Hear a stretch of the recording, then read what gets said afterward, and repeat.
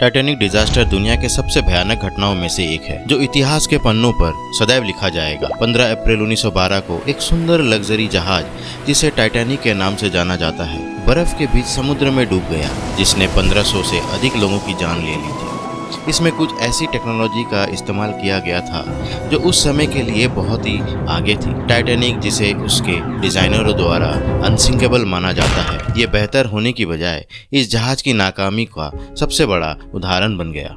इस वीडियो में हम टाइटैनिक डिजास्टर के बारे में एक नज़र डालेंगे और उस समय की सच्ची कहानी का खुलासा करेंगे। टाइटैनिक एक लग्जरी यात्रा लाइनर था जिसे बेलफास्ट आयरलैंड में बनाया गया था। ये अपने समय का सबसे बड़ा जहाज था और अपने अत्याधुनिक डिजाइन और इंजीनियरिंग के कारण अनसिंकेबल माना जाता था। टाइटैनिक के निर्माण 1909 मार्च में जहाज निर्माण कंपनी हारलैंड एंड वुल्फ द्वारा शुरू किया गया था। जहाज के निर्माण को पूरे करने में 3 साल और 15,000 श्रमिकों का समय लगा। टाइटैनिक 882 फीट लंबा और 92 फीट चौड़ा था, जो कि 3 फुटबॉल फील्ड जितना बड़ा था, और इसका वजन 46,308 टन था। जहाज में 10 डेक थे और इसमें 2,223 यात्री और चालक दल के सदस्य बैठे सकते थे। जहाज को 3 वर्गों में बांटा गया था और प्रत्येक वर्ग की अपनी फैसिलिटीज एंड एमिनिटीज थी। प्रथम श्रेणी के यात्रियों के पास सबसे शानदार केबिन और डाइनिंग हॉल थे। उनके पास एक swimming pool, gym, Turkey's bath, squash court और एक बरामदा भी था। द्वितीय श्रेणी के यात्रियों के पास आरामदायक केबिन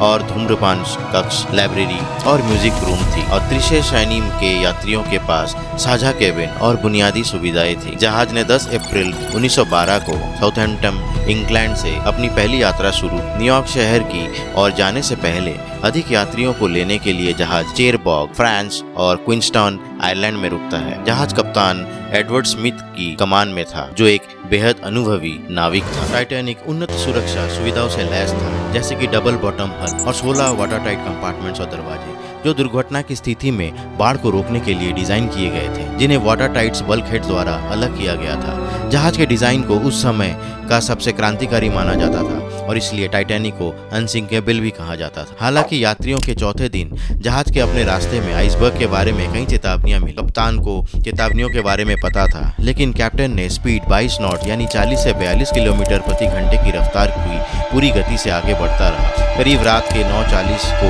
वार्निंग मैसेज भेजी कि चारों तरफ आइस फील्ड है, पर यह मैसेज कभी टाइटैनिक तक नहीं पहुंची। फिर रात 10:55 को लाइनर कैलिफोर्निया ने मैसेज भेजी। वो अपनी शिप को होल्ड पे रख लिया क्योंकि चारों तरफ आइसबर्ग्स है, लेकिन फिलिप्स, जो कि टाइटैनिक का मैसेज हैंडल कर रहा था, उल्टा डांट दिया कैलिफोर्नियन वालों को कि वो बार बार डिस्टर्ब कर रहे थे। टाइटैनिक के क्रोज नेस्ट में 2 लुकआउट्स फ्रेडरिक फ्लीट और रोजनाल्ड ली तैनात थे, लेकिन इस बार उनके पास कोई दूरबीन नहीं था। 14 अप्रैल 1912 लगभग रात 11:40 को लगभग 400 नॉटिकल माइल्स न्यूफाउंडलैंड कनाडा के दक्षिण में एक आइसबर्ग देखा गया था और पुल को अधिसूचित किया गया था। प्रथम अधिकारी विलियम मॉडॉक ने दोनों जहाजों को हार्ड ए स्टार बोट का आदेश दिया और टाइटैनिक मुड़ने लगा, लेकिन टक्कर से बचने के लिए वह बहुत करीब था। जहाज का स्टार बोट का हिस्सा आइसबर्ग के साथ टकरा गया और इससे कम 5 वाटर टाइट कंपार्टमेंट्स को डैमेज हुआ। कप्तान स्मिथ और जहाज का आर्किटेक्ट थॉमस एंड्रयूज नुकसान का निरीक्षण करने गए। ये जानते थे कि जहाज डूबना शुरू हो जाएगा और उस समय तक जहाज के 6 वाटर टाइट कंपार्टमेंट्स पहले ही टूट चुके थे और 12 बजे तक बाढ़ आ गई थी।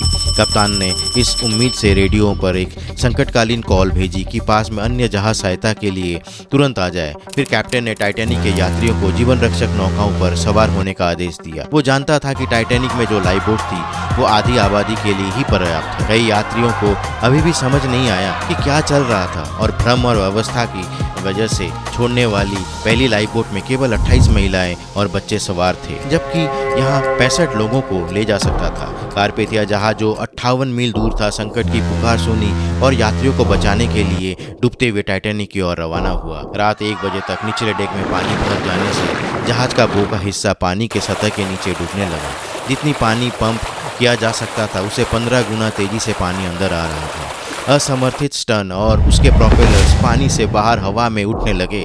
लाइफ बोट्स खत्म होते ही दहशत और अराजकता फैल गई। कुछ लोगों ने जीवन रक्षक नौकाओं की ओर अपना रास्ता बनाया, जबकि अन्य ने अपनी भाग्य को स्वीकार कर लिया और पीछे रह गए और अधिक कमजोर यात्रियों के लिए अपना स्थान छोड़ दिया। 2 बजे रात तक आखिरी लाइफ बोट्स निकल चुकी थी, लेकिन अभी भी 1500 लोग जहाज पर रह गए थे। डेक अब काफी ऊंचाई पर थी और कई यात्री बर्फीले पानी में गिर गए थे। स्टर्न का हिस्सा अब ज्यादा प्रेशर झेल नहीं पा रहा था और थोड़ी ही देर में उसने जवाब दे दिया और सामने का आधा समुद्र में तल में गायब हो गया। थोड़ी ही देर में कैप्टन स्मिथ व्हील हाउस में गया और अंत का इंतजार किया, जबकि अन्य का कहना है कि उसने पिस्तौल का इस्तेमाल कर आत्महत्या कर ली। स्टर्न पानी की सतह में टूटकर समतल हो गया और सीवर पानी से भरने लगे और समुद्र की सतह से लगभग 4 किलोमीटर नीचे डूबने की ओर अग्रसर होने लगे। कई लोगों की डूबने से मौत हो गई, लेकिन मौत का मुख्य कारण ठंडे पानी में हाइपोथर्मिया जो मिनटों में लोगों को अपने मौत के आगोश में लेने लगी। टाइटैनिक से इमरजेंसी रॉकेट की लपटों को कारपेथिया द्वारा देखा गया। कारपेथिया सुबह 3:30 बजे घटनास्थल पर पहुंचा, लगभग 1 घंटे टाइटैनिक के डूबने के बाद। अगले कई घंटों में कारपेथिया ने सभी बचे लोगों को उठा लिया।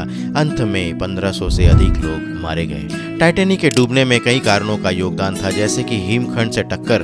टाइटैनिक के डूबने का प्राथमिक कारण एक विशाल आइसबर्ग से टकराना था। जहाज उत्तरी अटलांटिक के माध्यम से तेज गति से यात्रा कर रहा था जब ये कि एक हिमखंड से टकराया। इस टक्कर ने जहाज का हल्का हिस्सा को काफी नुकसान पहुंचाया और काफी सारे छेद, जिससे पानी काफी मात्रा में शिप में घुसने लगा। इनसफिशिएंट लाइफ बोट्स भी एक प्रमुख कारणों में से एक था। बोर्ड पर लाइफ बोट्स की अपर्याप्त संख्या टाइटैनिक को 32 लाइफ बोट्स ले जाने के लिए डिजाइन किया गया था, जो कभी यात्रियों और चालकों दल का समायोजित करने के लिए पर्याप्त। हालांकि एक विश्वास के कारण कि जहाज अनसिंकेबल था, केवल 20 लाइफ बोट शामिल थे। नतीजन जब जहाज डूबने लगा तो कई लोगों के पास बचने का कोई साधन नहीं बचा। अपर्याप्त निकासी प्रक्रिया। टाइटैनिक पर निकासी प्रक्रिया और प्रोटोकॉल को अच्छी तरह से क्रियान्वित नहीं किया गया था। स्पष्ट निर्देशों और संगठन की कमी थी, जिसके कारण जीवन रक्षक नौकाओं को लॉन्च करने में भ्रम और देरी हुई। चालक दल और यात्री ऐसे आपात स्थिति के लिए पर्याप्त रूप से तैयार नहीं थे, जिससे जीवन की हानि हुई। अति आत्मविश्वास और गति। टाइटैनिक को अपने समय का सबसे बड़ा और सबसे शानदार जहाज माना जाता था। इससे चालक दल और कुछ यात्रियों के बीच अति आत्मविश्वास की भावना पैदा हुई, जो मानते थे कि वो अनसिंकेबल है। नतीजन आइसबर्ग से बचने के लिए जहाज की गति को कम करने या उसके डायरेक्शन को बदलने जैसी सावधानियों को गंभीरता से नहीं लिया गया। टाइटैनिक खतरनाक पानी में तेज गति से यात्रा कर रहा, जिसके प्रतिक्रिया करने और आइसबर्ग से बचने के लिए उपलब्ध समय काफी कम हो गया। इन कारणों की वजह से भयावह स्थिति पैदा कर, जिससे परिणाम स्वरूप टाइटैनिक डूब गया और कई लोगों की जान चली गई। आपदा ने समुद्री सुरक्षा नियमों और प्रक्रियाओं में सुधार के लिए एक वेकअप कॉल के रूप में कार्य किया, जिसके बाद आने वाले वर्षों में जहाज निर्माण और सुरक्षा मानकों में महत्वपूर्ण